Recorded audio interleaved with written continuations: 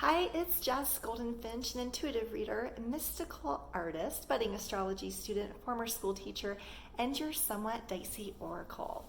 What do I mean by dicey? Am I implying that our time together will be fraught with danger and somewhat risque?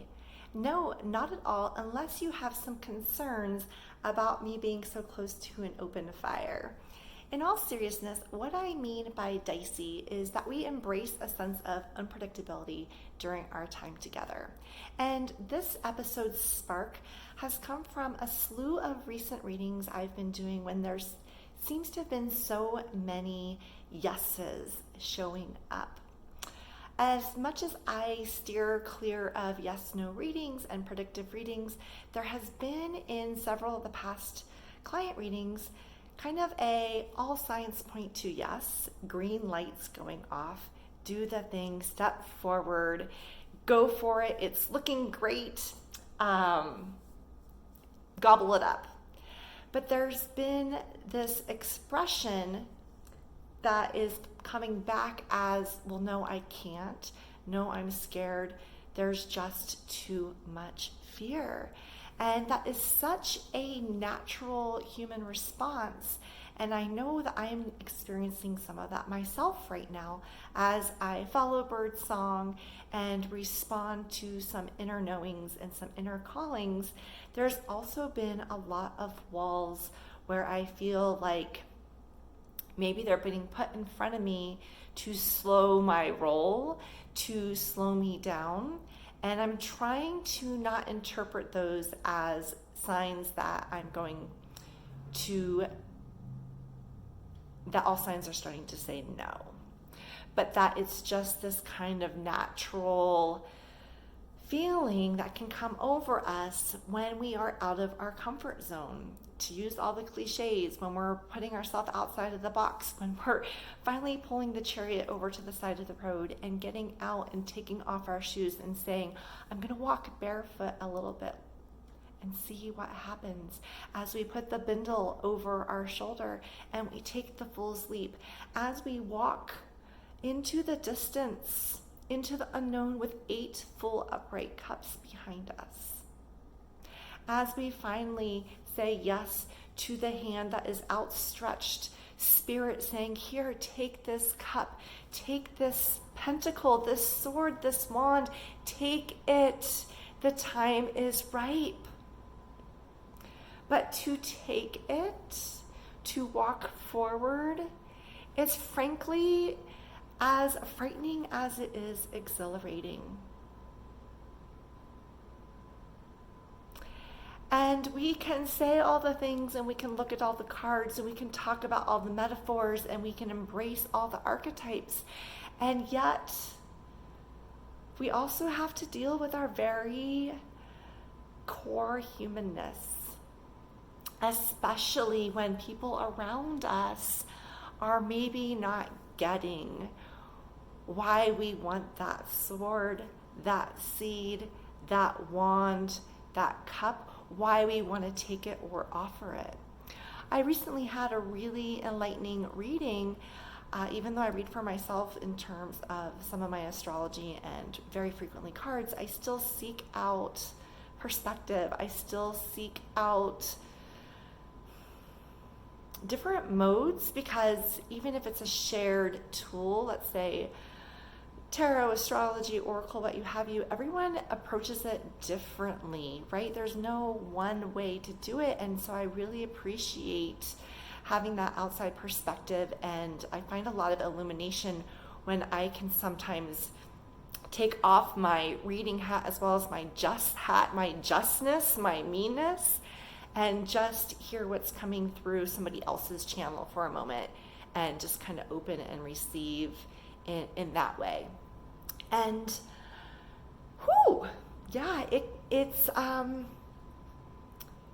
it can be a lot to take when someone tells you that you're destined for greatness, for bigness, for expansiveness, for yesness, for fullness.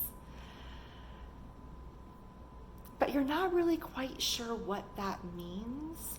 And when they say along with that, even though in your soul, like ding, ding, ding, you hear that bird song and you're resonating and you're yes, I've been hearing that song myself, but I'm not sure, though I've been hearing the notes, I'm not exactly sure what the entire piece is going to reveal. It's sometimes line by line, note by note.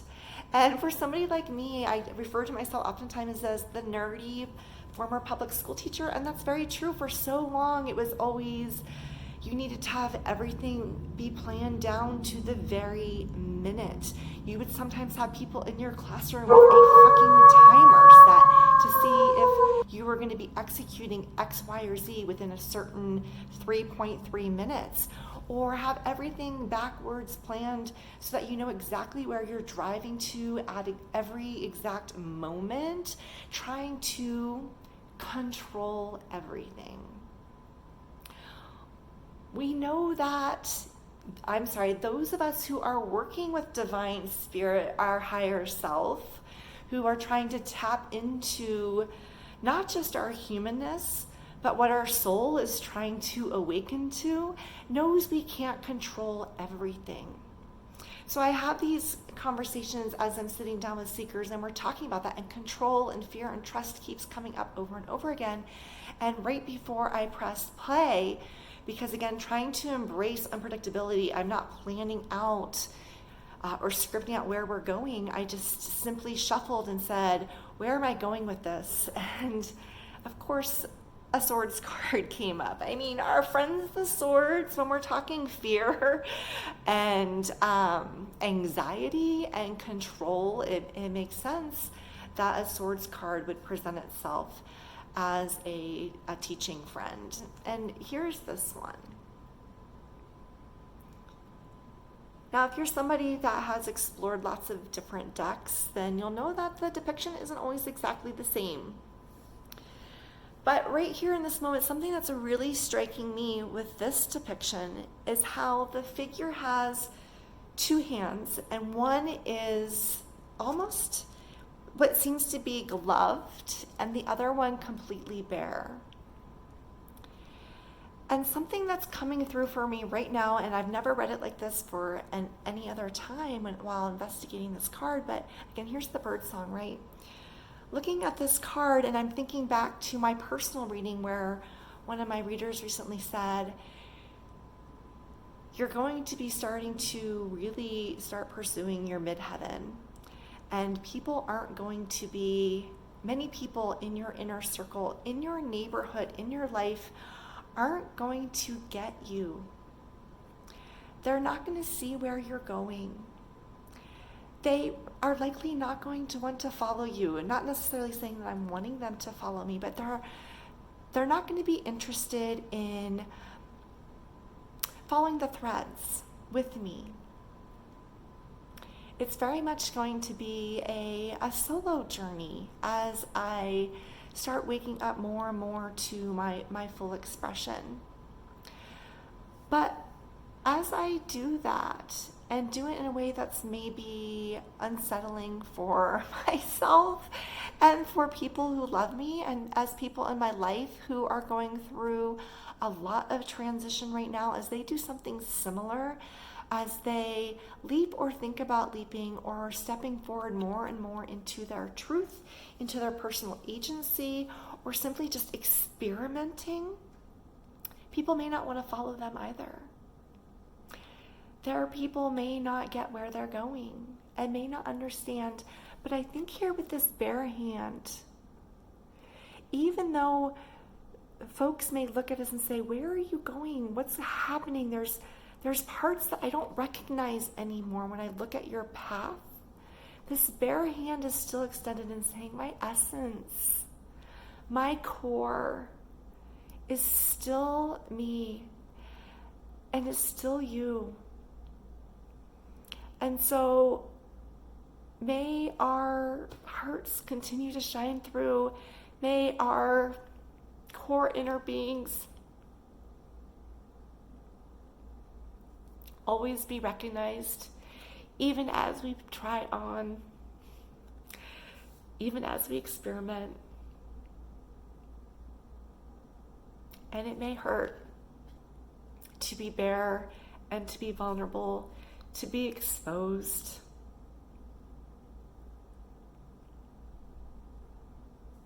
I say we do it anyway.